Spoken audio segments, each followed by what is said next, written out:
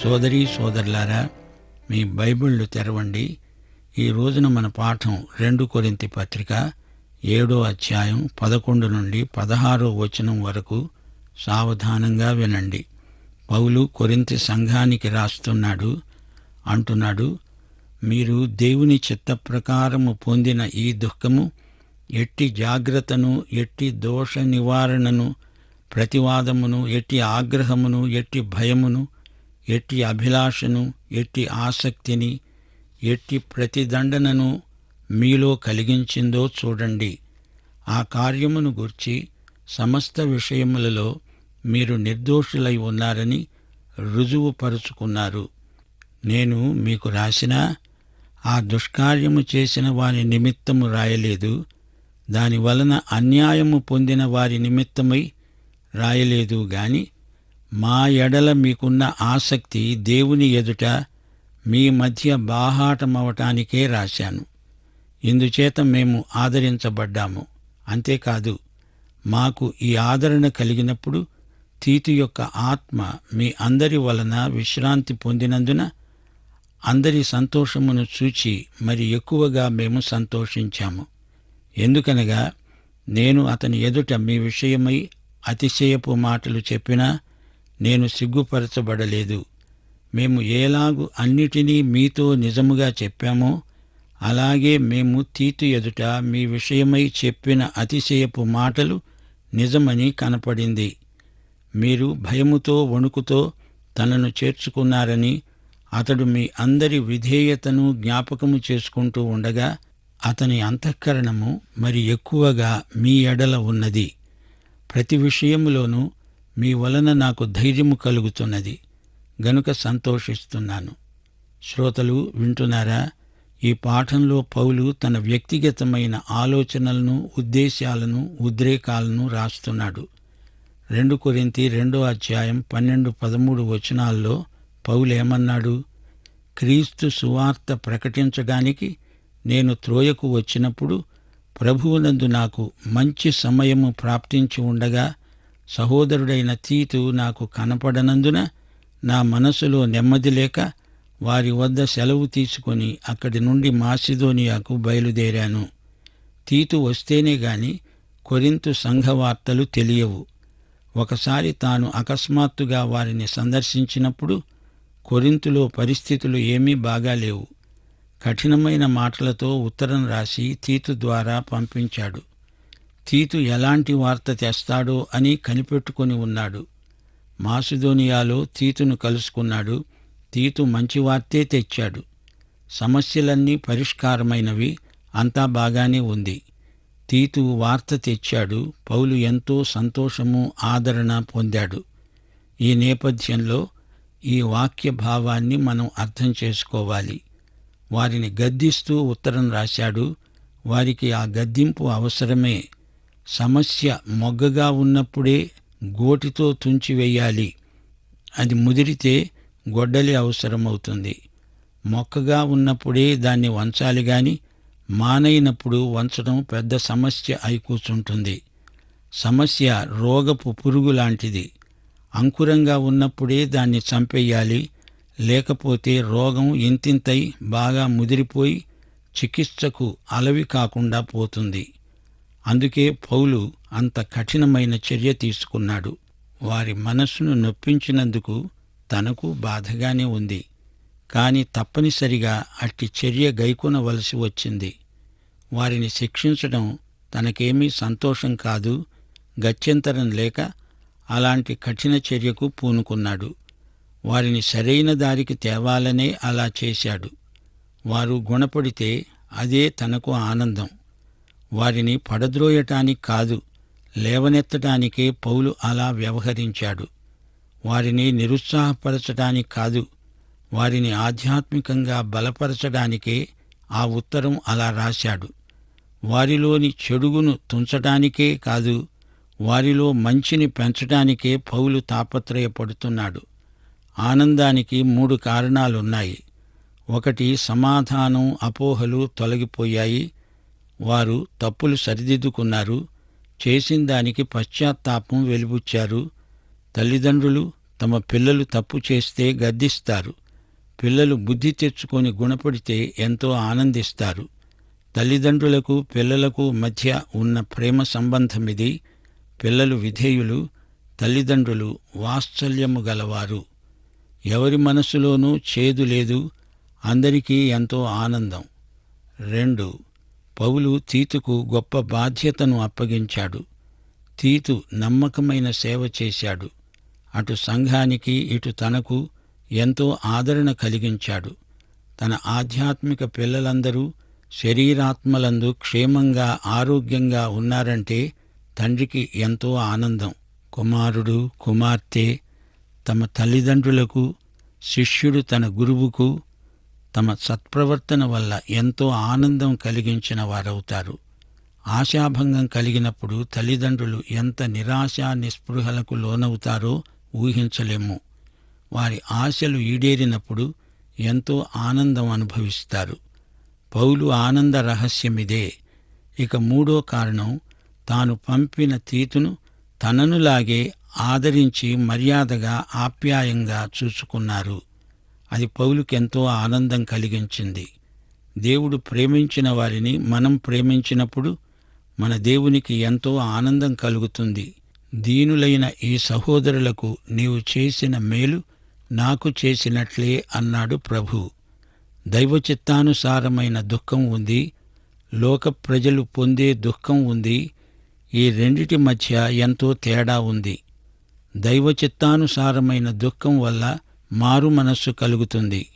అది నిజమైన మారు మనస్సు అవునా కాదా అని మనకెలా తెలుస్తుంది? మారు మనస్సుకు తగిన ఫలితం కానరావాలి గదా.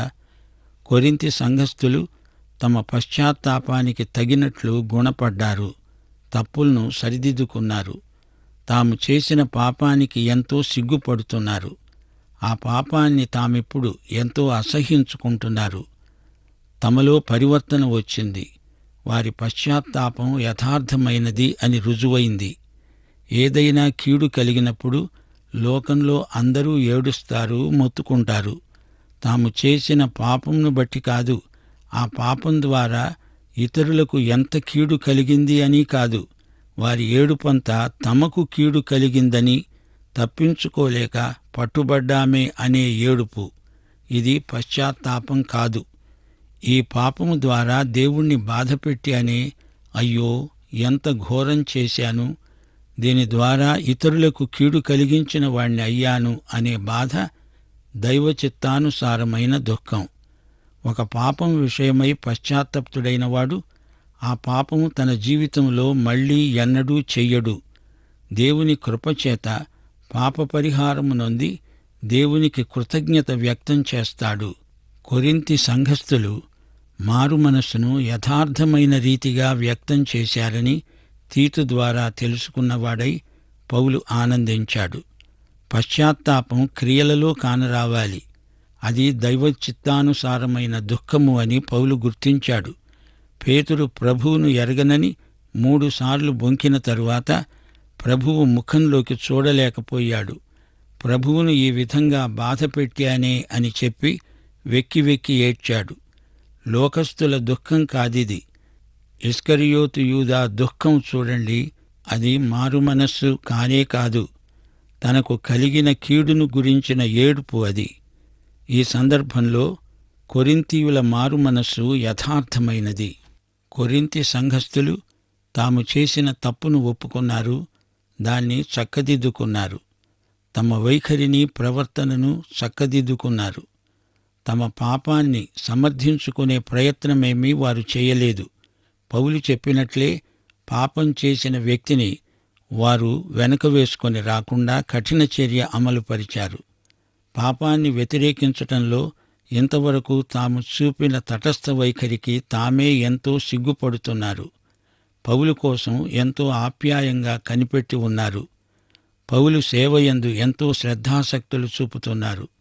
తీతును కూడా ఎంతో మర్యాదగా చేర్చుకొని తమ పశ్చాత్తాపాన్ని వెల్లడి చేశారు. న్యాయం కోసం, సత్యం కోసం నిలవబడడానికి సిద్ధమయ్యారు. అందుచేత పౌలు వారిని నిర్దోషులనుగానే ఎంచుతున్నాడు. వారు ఇంతకు ఏం చేశారు అని కాదు, చెయ్యవలసింది చెయ్యలేదు.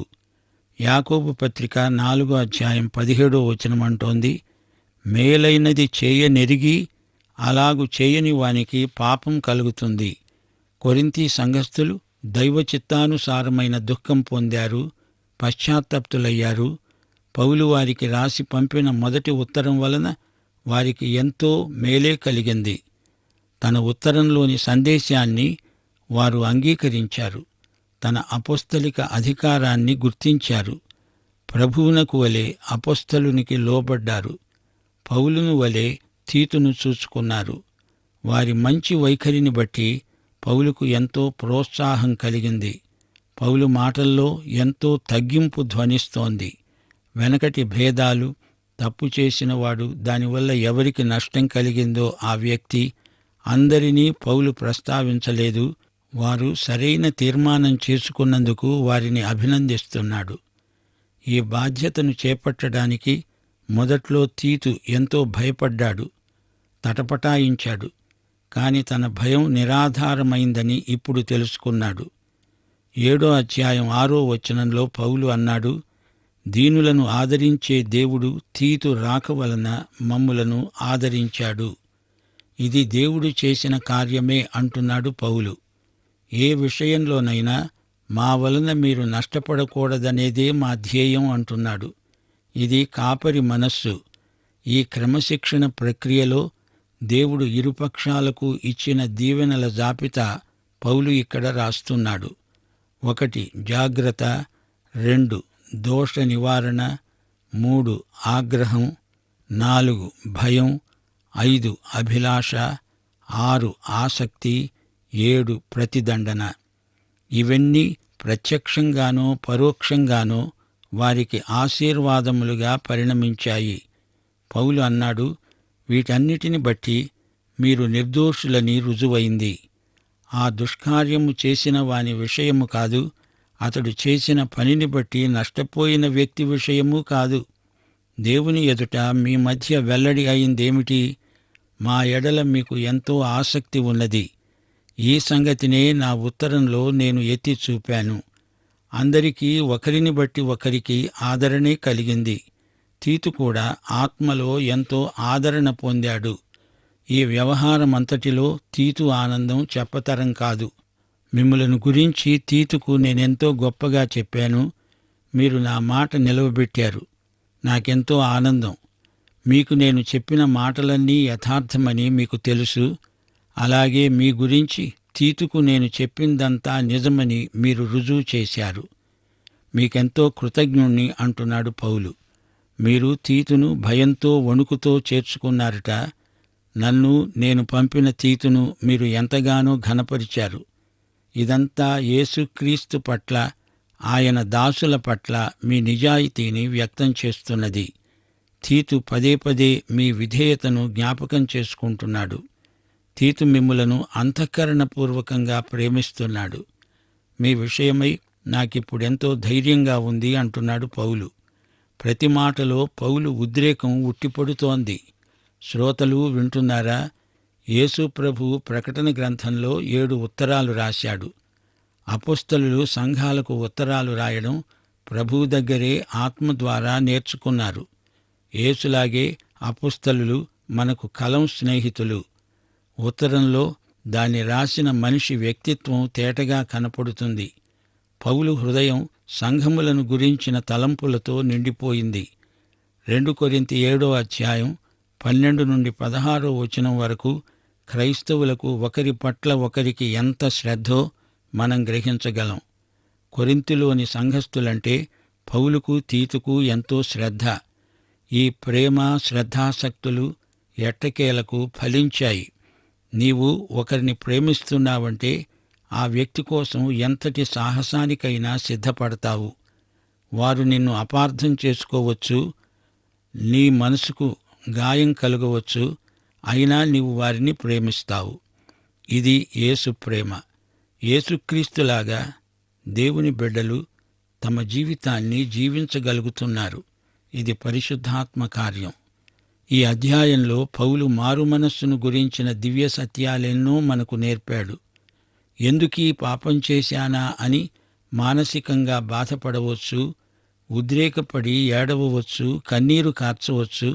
గాని పశ్చాత్తాపం మనస్సు యొక్క మార్పు, పాపాన్ని ద్వేషించే మనస్సు, పాపాన్ని విసర్జించి అంతా చక్కబెట్టుకునే మనస్సు. ఈ మార్పు నీ చిత్తమును పూర్తిగా ప్రభావితం చెయ్యాలి. లేకపోతే నీలో సరైన ఒప్పుదల కలిగినట్లు కాదు. పౌలు రాసిన ఉత్తరానికి కొరింథీ సంఘం నుండి గొప్ప ప్రతిస్పందన వచ్చింది. వారు పౌలు హెచ్చరికలను తూచా తప్పకుండా పాటించారు. పాపం చేసిన వ్యక్తిపై కఠిన చర్య తీసుకున్నారు. అతడు చేసిన పాపం ఎంత అసహ్యకరమో, నీచమో వారు గుర్తించారు. ఈ సమస్యను అలా ఉండనీయకుండా తీవ్రంగా దాన్ని తొలగించే ప్రయత్నం చేశారు. అదే సమయంలో పౌలు పట్ల ఆదరాభిమానాలు, ప్రేమ, విధేయత వారిలో కలిగాయి. ఇదంతా తీతు వివరించి చెప్తుంటే పౌలు ఆనందంతో ఉప్పొంగిపోయాడు. పాపి పశ్చాత్తప్తుడవ్వాలనే ఉద్దేశ్యంతో సంఘమంతా ఏకీభవించి అతణ్ణి క్రమశిక్షణలో ఉంచారు. సంఘస్థులు పౌలు మాటను తీసివేయలేదు, శిరసావహించారు.